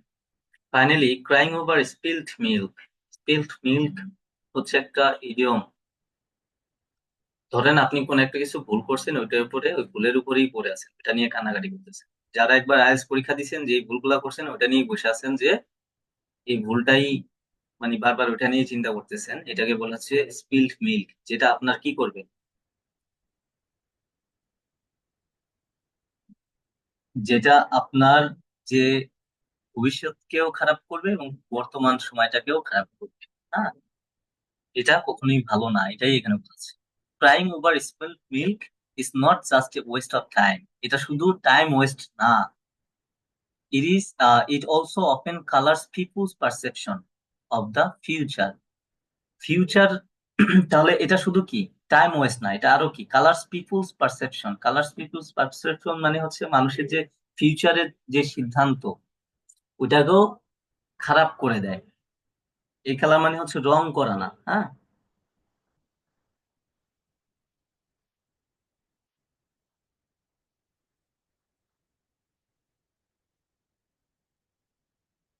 আরো পড়তে হবে। না, আর পড়তে হবে না। এরপর দেখেন এটা পুরোটাই এক্সাম্পল আরো দিচ্ছি কি দেখেন, some stock market investor trade far too frequently because they are changing the returns on share they wish they had bought earlier. তো আমি এটা আপনাদের উপর ছেড়ে দিলাম, আপনারা একটু দেখেন, এরপরে যদি না পারেন এটা আচ্ছা, দেখেন তো। এইটা কি এইটা হবে যে why looking back is unhelpful? আচ্ছা সবাই একটু বলুক, আমি 4 নম্বর যেহেতু বলছি এটা একটু রাখলাম।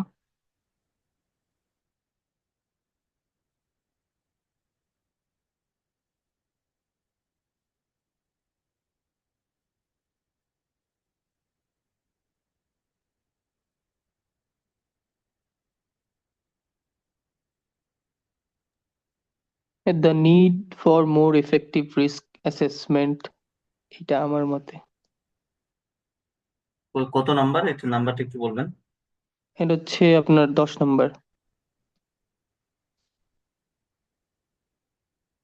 আচ্ছা, In my point of view, the number 11 is correct.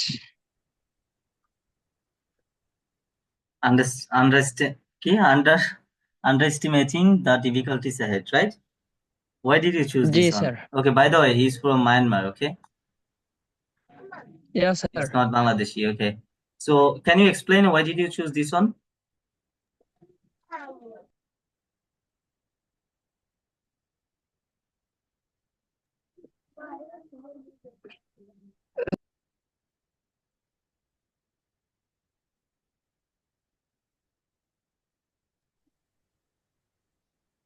I think 4.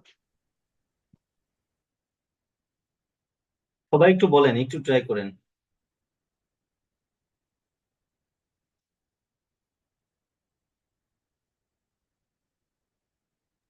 আচ্ছা স্যার, আপনি যে স্প্লিট মিল্ক এটা অর্থ যেন কি বলছিলেন, একটু আমি একটা নোট করতাম। স্পিল্ড মিল্ক হচ্ছে যখন আপনি কোনো একটা কাজ করছেন, এটা আপনার ভুল হয়েছে বা খারাপ করছেন, ওইটা নিয়ে পড়ে থাকা।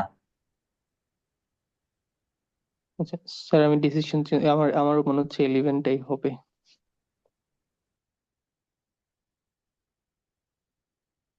11 হবে না, 10ও হবে না, এবার বলেন।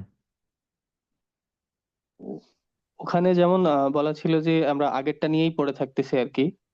তো মানে আগের আগের যেটাতে ধরেন লস ছিল বা আগের যেরকম আপনার যে স্ট্যাটিস্টিক্স ছিল সেগুলোতে সে পাত্তা না দিয়ে ওটাতেই পড়ে থাকতেছে। তো সে ফিউচার ডিফিকাল্টিজ বা যেগুলো সামনে থাকবে সেগুলোকে টোটালি আন্ডার এস্টিমেট করতেছে। তো এটা আপনি বলতেছেন হবে না, তাহলে তো চেঞ্জ করতে হবে। আচ্ছা দেখেন, আমি একটু বলে দিই আপনাদের। এখন যারা 4 বলছেন তাদের আনসার সঠিক। কেন 4 হবে? Crying over spelled milk is not just a West of time. বলে দিচ্ছে, এটা শুধু ওয়েস্ট অফ টাইম না। এখন স্পিল্ড মিল্কটা কখন করে মানুষ? যখন আপনি পিছনের কোনো কিছু নিয়ে দুঃখ প্রকাশ, মানে ওইটা নিয়ে পড়ে আছেন। পিছনের স্পিল্ড মিল্ক মানে হচ্ছে ভবিষ্যতে ঘটছে বা এখন ঘটছে এরকম না। এই যে এখানে কেউ আইএলটিএস পরীক্ষা আগে দিছেন আছেন? কেউ আছেন যে আগে এক্সাম দিছেন? জি স্যার। আছেন বলেন তো একটু। একটু না, জি, লজ্জা পাওয়ার কিছু নাই ভাই, নামটা বলেন, সমস্যা নেই। আপনি সবাইকে একটু ক্লিয়ার করে দিই। বুঝিনি। আচ্ছা, উজ্জ্বল হোসেন ভাই, আপনার জি স্কোর জি যেটা আসছে আমি শুনতে চাচ্ছি না। অবশ্যই ডেফিনেটলি খারাপ আসছে দেখে আপনি এখানে আসছেন, তাই না? এখন ধরেন আপনি জি এই যে খারাপ হয়েছে ওইটা নিয়েই কিনবেলা, ওইটা নিয়েই চিন্তা করেন, তাহলে কি হবে? এটা খারাপ হবে না? আপনি সামনে যে এই যে সামনে এক্সাম দিবেন, এটাতেও আপনি ফোকাস করতে পারবেন না। এই যে এখানে বলছে না যে এটা শুধু টাইম ওয়েস্ট না, it also often colours people's perception of the future. মানে ভবিষ্যতে যে আপনি সিদ্ধান্ত নিবেন বা যা করবেন, যাই করেন না কেন, আপনার এই পারসেপশনকেও প্রভাবিত করবে। কালার্স মানে হচ্ছে রং করা না। আপনি ভবিষ্যতে যেখানে ফোকাস করবেন ওইটার পারসেপশনটাকেও তারা এই মানে এই যে স্পিল মিল্ক যদি করেন, মানে যেটা ভুল হয়ে গেছে ওইটা নিয়ে পড়ে থাকেন, তাহলে ভবিষ্যতের ওইটাও প্রভাবিত হবে। সো তার মানে কি, আপনি যখন লুকিং ব্যাক করবেন, মানে পিছনে কোনো কিছু নিয়ে যখন চিন্তা ভাবনা বেশি করবেন, স্পিল মিল করবেন, ওইটা কি হবে? ইস আনহেল্পফুল। এটা আপনার হেল্পফুল হবে না। এটা তো বাস্তবেও এরকম, তাই না? আপনি যে কোনো কিছু নিয়ে যদি ধরেন আমি আগে কেরিয়ার বিল্ড আপ করতে পারি নাই, আমি খারাপ করছি, রেজাল্ট খারাপ করছি, ওইটা নিয়েই যদি 3 বেলা পড়ে থাকেন, তাহলে আপনার ভবিষ্যতে আপনি যে এক্সাম দিবেন ওইটা তো আপনি সাহস পাবেন না। ঠিক না? আমাদের তো এটা ভুলে যাওয়া উচিত, আমাদের সামনে নতুন করে শুরু করা উচিত। তো এই জন্য এখানে জি। বলছে ওয়াই লুকিং ব্যাক ইজ আনহেল্পফুল। এখন ওয়াই লুকিং ব্যাক ইজ আনহেল্পফুল, এটা তো একটা কোশ্চেন হয়ে দাঁড়াইলো। কিন্তু ওরা কেন লুকিং ব্যাক আনহেল্পফুল এটাকে এক্সপ্লেইন করবে। তো এক্সপ্লেইন কিভাবে করছে? যে আপনি যখন স্পিল্ড মিল করবেন, মানে আপনার পুরাতন কোনো ঘটনা নিয়ে যেটা আপনি ফেল করছেন, খারাপ করছেন, ওইটা নিয়েই পড়ে থাকবেন। তখন ওইটা শুধু আপনার টাইম ওয়েস্টটাই হচ্ছে না, মানে আপনি ওইটা টাইম ওয়েস্টই শুধু করতেছেন না, এটা আপনার ভবিষ্যতের জন্যও খারাপ। ভবিষ্যতের যে পারসেপশন, ভবিষ্যতে যা করতে যাবেন, তাতেও আপনার সিদ্ধান্তকে পরিবর্তন করবে, প্রভাবিত করবে, কালার্স করে দিবে। Colours triple perception of future. বুঝতে পারছেন? তো এই জন্য জি এর আনসার হবে 4, not 10 or 11, not this on. এটা কেন হবে? Need for more effective risk assessment. কোথাও এখানে কোনো কিছু নিড, প্রয়োজন অ্যাসেসমেন্ট করার জন্য কোনো কিছু বোঝাইছে এখানে? They didn't mention even, right? So why did you choose this one, guys? এখানে under estimating the difficulties head, কোনো কিছুকে আন্ডার এস্টিমেট করছে এখানে। স্পষ্ট ভাষায় দেখেন এখানে বলে দিচ্ছে, ওরা একটা ইডিয়ম এখানে ইউজ করছে, স্পিল্ড মিল্ক। স্পিল মিল্ক হচ্ছে আপনার ভুল কোনো কিছুতে নিয়ে পড়ে থাকা। তার মানে আপনি পিছনের কোনো কিছু নিয়ে পড়ে আছেন। সো পিছনের কোনো কিছু পড়ে থাকা মানে কি? Looking back. তার মানে আপনার পাস্টে চলে যাচ্ছেন। সো পাস্টে যেটা যাবেন সেটা আপনার টাইম ওয়েস্ট হবে। এবং ভবিষ্যতে আপনার যে পারসেপশন, চিন্তাধারা, ভাবনা আছে, ওগুলাকেও প্রভাবিত করবে। সো তাহলে কি এটা কি আমাদের হেল্পফুল হচ্ছে? হেল্পফুল হচ্ছে না। So ওইটাই ওরা এখানে বোঝাচ্ছে। এরকম যেমন এখন যেটা বললো স্পিল মিল্ক, এটা দিয়ে বুঝাইছে, এরকম তো প্রবলেম হয়ে যায়। কারণ হলো আমি তো সময় পাবো অল্প, এই এত হুম। অল্প সময়ের ভিতরে এত এত ভাবে কমিউনিকেট করব কিভাবে? মানে এমনিতেই তো আমরা সচরাচর যখন রিডিং গুলো করি, বিশেষ হুম। করে এই এই বিষয়ে লিস্ট অফ হেডিং এ, তখন তো ওই এমনি দেখা লাইন বাই লাইন পড়তে পড়তে আউট অফ মানে থাকে না, মানে কি বলে, মানে এমনিতেই ফোকাস থাকে না। ফোকাস থাকে না। তার মধ্যে যদি আবার এত এভাবে কঠিন করে দেয় তাহলে তো কষ্ট হয়ে যায় আমাদের জন্য।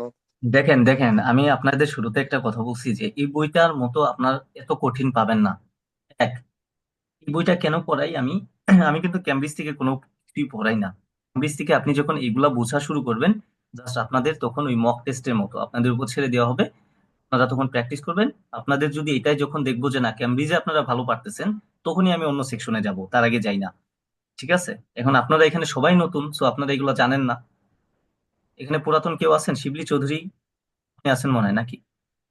আচ্ছা, শিবলি চৌধুরী আছেন। সো আপনি যে যে বলেন যে ফোকাস থাকতে পারেন না, এখন আপনি একদিনই তো ফোকাস থাকতে পারবেন না।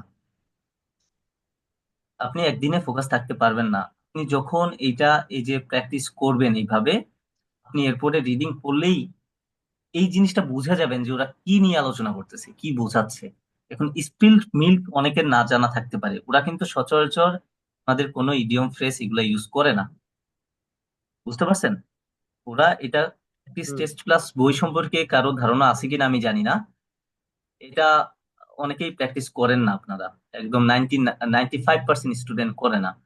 আর আর একটা মজার বিষয় শুনবেন, যারা এই যে প্রত্যেক উইকে যারা আইএলটিএস এক্সাম দিচ্ছে, এদের 80% রেজাল্ট 6 আসে না। জানেন এটা? আপনি না এক্সাম না। হলে একটু তাকায় দেখবেন আশেপাশে যে সবার চেহারাটা কেমন বা বের হয়ে, 80% 6 আসে না, 6। ওই যে বাকি কোচিং যে সেন্টারে পার্সেন্ট তো গুলো, দেখায় খালি সাফল্য। কোচিং সেন্টার তো ভাই অনেক কিছুই বলবে, এটা বলে তো লাভ নেই। বাট আহ আপনাকে দেখেন, এই যে মক টেস্ট নিয়ে বলছে, আমি মক নিয়েও বলবো, দাঁড়ান। তো আপনি দেখবেন 80%-এর কোনো রেজাল্ট আসে না, 6 আসে না। এখন তাদের আবার এক্সাম দিতে হয়। এখন বাকি যে 20% আছে, এদের মধ্যে কেউ 8 পাবে, 8.5 পাবে, 7.5 পাবে, 7 পাবে, 6.5 পাবে, ঠিক না? এখন এরা কারা? এরা পায় কেন? অনেকে আছে 1 মাস পরেও তারা 7 পাচ্ছে, 7.5 পাচ্ছে। কেন পাচ্ছে? আইএলটিএস কিন্তু বিষয়টা এরকম না যে আপনার একদম 19 পর্যন্ত বইগুলা মুখস্থ করে ফেলতে হবে বা সবগুলা প্র্যাকটিস করতে হবে। এটা কিন্তু এরকম না, আপনাকে এই জিনিসগুলা বুঝতে হবে। ওরা কিভাবে কোশ্চেনটা সাজায়, কিভাবে আপনি বের করবেন, এই জিনিসটাই বোঝাটাই হচ্ছে আপনার প্রিপারেশন। আর আপনি আছেন কিভাবে, আপনি রেগুলার একটা দুইটা প্র্যাকটিস করেন ভুলভাবে, কয়টা চিন্তা করেন 20টা হয়েছে 22টা হয়েছে আর একটু প্র্যাকটিস করি, সো এর ভিতরে এর থেকে মানে বের হইতে পারেন না। একটা সার্কেল লুপের মধ্যে আছেন। আপনি 30 ক্রস করতে পারেন না রিডিং এ। 2 ঘন্টায়ও পারেন না, 1 ঘন্টা তো পরের হিসাব। 2 ঘন্টায় 30 কে কে ক্রস করতে পারেন? এখানে আছেন কেউ? তো আপনাকে তো একটু চালু হইতেই হবে ভাই। এখন আমি আপনাকে তো এসে কেউ সার্টিফিকেট এমনি এসে দিয়ে যাবে না, ঠিক না? এটা তো নিজের উপরে, মানে আমি বলতেছি আমি তো পারি না, বাবা মা না যে ভাই কান্না করলেন যা দিলাম তোর আর একটা দিলাম, এরকম না বিষয়টা। আপনাকে পরিশ্রম করতেই হবে, কিন্তু সঠিকভাবে করেন, হ্যাঁ। এই বইটা কেন পড়ানো হয়? এই বইটা আপনি যদি বুঝতে পারেন, এখানে যদি বুঝতে সমস্যা না হয় এদের গেমটা, আপনি ক্যামব্রিজে কখনোই সমস্যা হবে না। আপনি মিলাই দেখেন, যদি না হয় তখন আমাকে এসে বললেন যে স্যার আমি এইটাতে বুঝি, আমি ক্যামব্রিজে বুঝি না। তো আপনি এখানে বোঝা যখন শুরু করবেন, তখন এই যে রিডিং পড়ছেন না, আপনি রিডিং পড়তে পড়তেই বুঝে যাবেন যে ওরা আসলে কি নিয়ে গল্প, কি নিয়ে কথা বলতেছে। আমরা অনেকে আকার ইঙ্গিতে অনেক কথা বলি না, অনেকে সমালোচনা করি, অনেক ইঙ্গিত করে অনেক কথা বলি, একজন ধরে ফেলে যে ও তো আমাকে আন্ডার এস্টিমেট করলো না বা ছোট করে কথা বললো। সেম এখানে ওরকম জিনিসটাই হয়। ওরা আপনাকে ডিরেক্ট কোনো কিছু আলোচনা করবে না, ওরা এক্সপ্লেন করে ওই জিনিসটাকে বোঝাবে। যেমন এখানে বুঝাইছে যে আপনি যদি একটা যে কাজটা করে ফেলছেন, খারাপ করছেন, ওটা নিয়েই পড়ে থাকেন, তাহলে আপনার এটা শুধু টাইম ওয়েস্ট হচ্ছে না। এখন আপনি কোন জিনিসটা নিয়ে পড়ে থাকবেন? লুকিং ব্যাক মানে পাস্ট এর কথাই তো এখানে বলছে। লুকিং ব্যাক মানে কি? স্পিল্ড মিল্ক মানেও যেটা পিছনে ঘটছে, ওটার কথাই বলতেছে। সেটা শুধু আপনার টাইম ওয়েস্টই না, আপনি ফিউচারের জন্য এটা আপনার প্রভাব ফেলবে। It's very simple.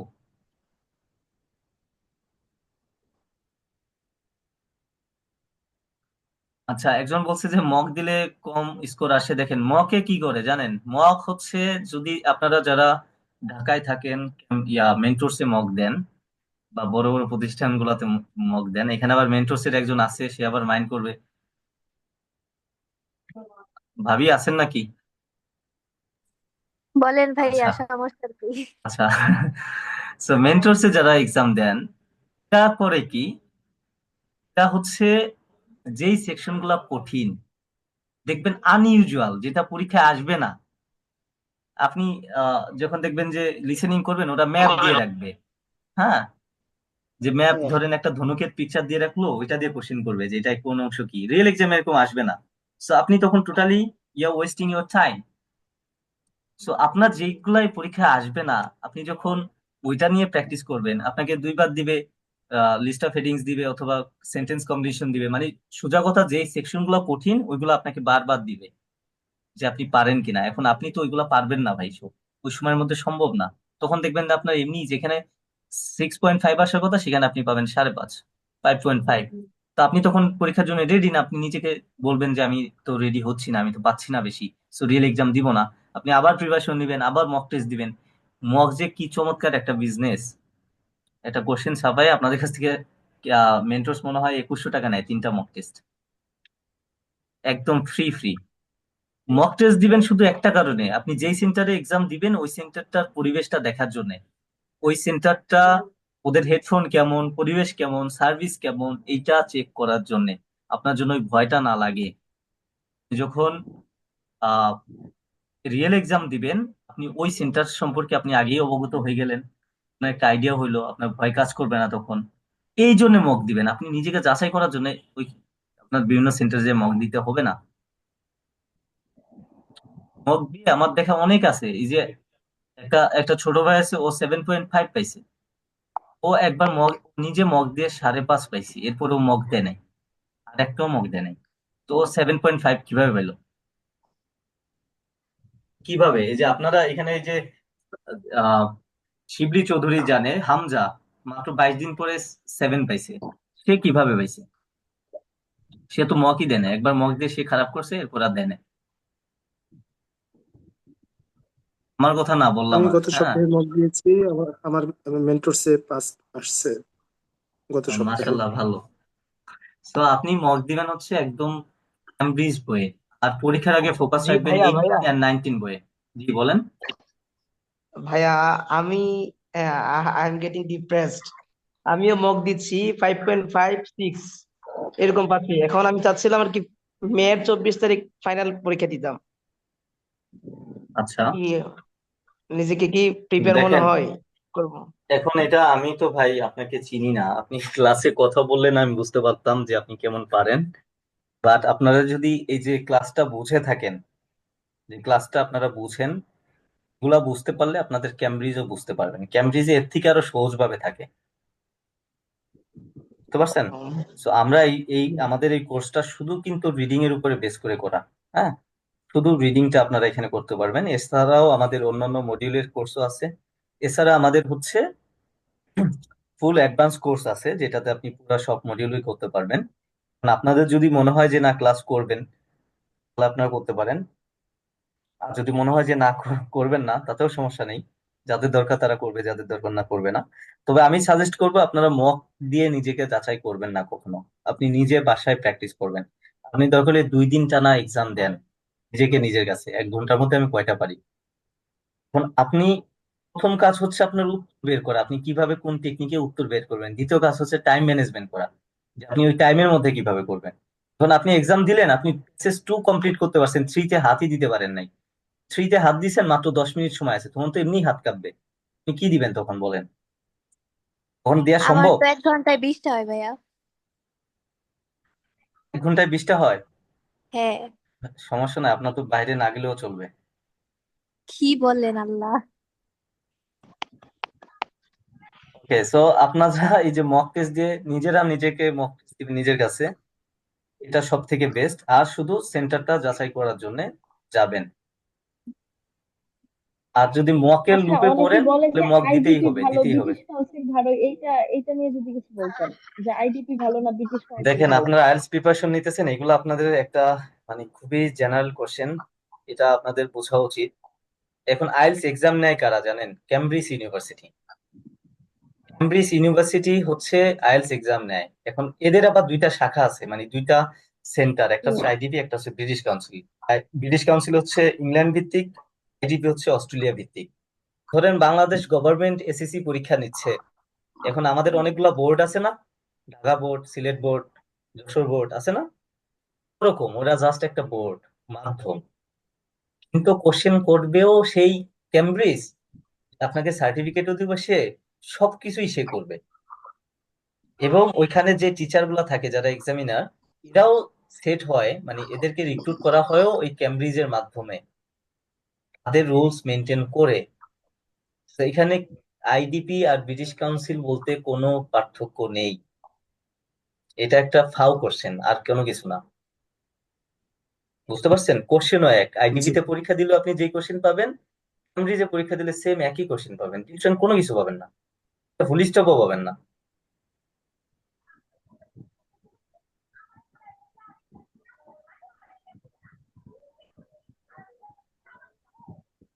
সো মিথুন, আপনি আমাদের কোর্সে জয়েন হতে পারেন, কারণ আমরা তো আপনাকে রেগুলার ফ্রি ক্লাস দিতে পারবো না। আপনাদের যাদের প্রবলেম, যাদের কনফিউশন থাকে, আপনারা রিডিং কোর্সটাও করতে পারেন, রিডিং কোর্সটা করে দেখতে পারেন। যদি আপনাদের এটা ডেভেলপ হয়, তো ডেফিনেটলি আপনাদের পরবর্তীতে আর আমার বলতে হবে না, আপনারা অন্য কোর্সগুলোও করে ফেলবেন যদি প্রবলেম থাকে। বাট বেশিরভাগ স্টুডেন্টের হচ্ছে রিডিং এ প্রবলেম হয়। তো রিডিংটা ডেভেলপ করেন, রিডিং এই বেশি সময় দিতে হয়। অন্য সেকশন গুলা কিন্তু ইজি।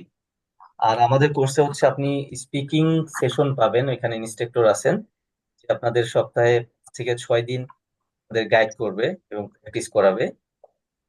আপনারা পাবেন, ক্লাস পাবেন 4 days এ উইক।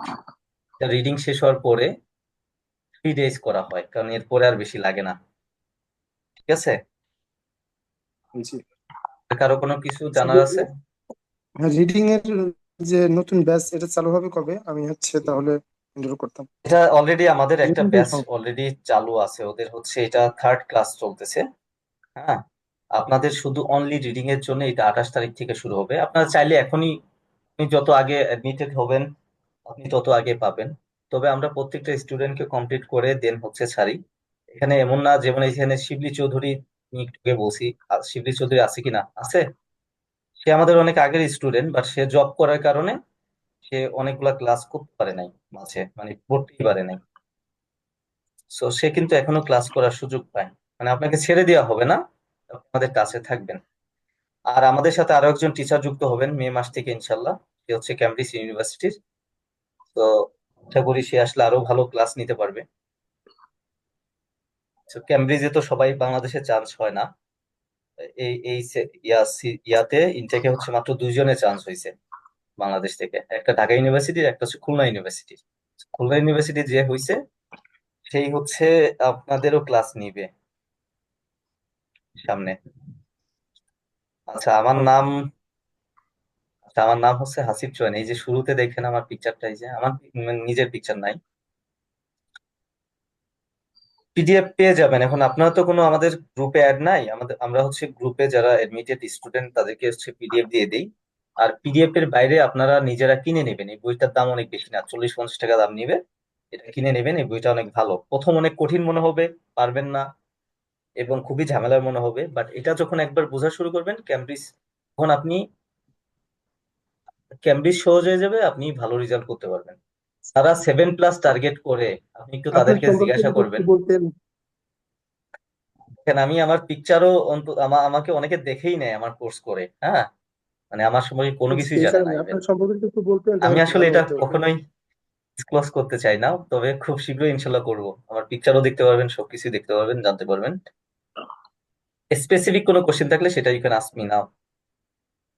আহ, বলতে চাচ্ছি যে আপনি মানে কোথা থেকে, মানে আপনার সম্পর্কে আর কি জানি না তো, মানে এখন ভাই আমার কোথায় কি সম্পর্কে হচ্ছে কি, করতেছেন। দেখেন আমি যেটা বিলিভ করি, আপনি এখানে আসছেন শিখতে, আপনি জাস্ট যাচাই করবেন আপনি কিছু শিখতে পারতেছেন কিনা।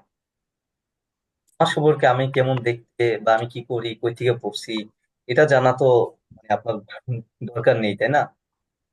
অনেকে এটা অবশ্য নাম ভাঙায় অনেক কিছুতে, যে আমি এখানে এখানে অমুক ইউনিভার্সিটির ইত্যাদি ইত্যাদি অনেক কিছু বলে। আমি নিজেও একজনকে জিজ্ঞাসা করে একসময় লজ্জা পাইছি। হ্যাঁ, আমি যখন 2017 সালে আমি একটা স্পিকিং একটা ইয়াতে গ্রুপে ছিলাম, একটা কোচিং এ। তো তখন আমি একজনকে, সে যখন ভালো ইংলিশ বলতেছে, আমি তাকে জিজ্ঞাসা করছিলাম যে আপনি কোথায় পড়েন। তো সে আমাকে তখন খুব শুদ্ধ ভাষায় খুব সুন্দর ভাবে একটা লজ্জা দিছিল, আমি বলতে চাই না। তো এই জন্য তখন থেকে আমি শিক্ষাটা পাইছি, আসলে আমি কি কেমন দেখতে, কই পড়ছি, এটা আপনার বিষয় না। আপনার বিষয় হচ্ছে আপনি যেটা করতে আসছেন ওইটা পাচ্ছেন কিনা, whether you are getting help or not. Did you get Sir, it? actually, in this class, we are new. For that reason, we wanna know about your introduction. এটাই তো এতক্ষণ বুঝাইলাম। আমার নাম হাসিব চয়ন। আমি এখানে এজ এ আইএলটিএস ইনস্ট্রাক্টর হিসেবে কাজ করি। That's it. Yes, sir. Okay, thanks. আর এই ওকে। প্রতিষ্ঠানটা আমারই নিজেরই। আচ্ছা স্যার, আমরা যে রেগুলার ব্যাচে অ্যাডমিট হয়েছে ওইখানে কি আপনি ক্লাস নিবেন না অন্য কেউ নিবে? এখানে দেখেন আমাদের এই যে যে বাকি দুইজন টিচার্স আছেন, এরা এই মুহূর্তে ক্লাস নিতে পারছেন না, কারণ একজনের 5 তারিখে ফ্লাইট, সে চলে যাবে। সো ইনশাল্লাহ সে ওইখানে সেট হওয়ার পরে ক্লাস নিবে, আপনারা তার ক্লাস পাবেন। আরেকজন হচ্ছে অস্ট্রেলিয়াতে অলরেডি আছেন। তো তারা বাইরে, আপনারা যখন যাবেন এই বিষয়গুলো তখন বুঝতে পারবেন যে শুরুতে যখন যায় একটা মানুষ, তার অনেক কিছু ফেস করতে হয়, অনেক ডকুমেন্টেশনের ব্যাপার থাকে, সেগুলো সেট আপ দেয়া, জব খোঁজা। সো এই অনেক হ্যাসেল পোহাইতে হয় শুরুতে। হ্যাঁ, সো ওইটা তারা যখন ওই সবকিছু ম্যানেজ করতে পারবেন, এরপরে হচ্ছে ক্লাস নিবেন। বুঝতে পারছেন? আপাতত আমিই নিচ্ছি। আর একজন ইনস্ট্রাক্টর থাকবেন যে স্পিকিং এর জন্য। এ যেমন হামজা ছিল, আপনারা হামজার ক্লাস করছেন কিনা জানি না স্পিকিং। ওরও ফ্লাইট হয়ে গেছে, ও চলে যাবে, ও আমার স্টুডেন্ট ছিল। ওরও 5 তারিখে ফ্লাইট। সো আমরা নতুন আরেকজনকে নিয়েছি অলরেডি, সে আপনাদের স্পিকিং সেশনটা নিবে। আর আপনারা যারা ক্লাসে জয়েন করলেন, যদি ভালো লেগে থাকে অবশ্যই আমাদের এই রিডিং ব্যাচটাতে জয়েন করবেন। আর যে নাম্বারে আপনাদের লিংক পাঠানো হয়েছে নাম্বারে যোগাযোগ করবেন, তাহলেই হবে। ঠিক আছে?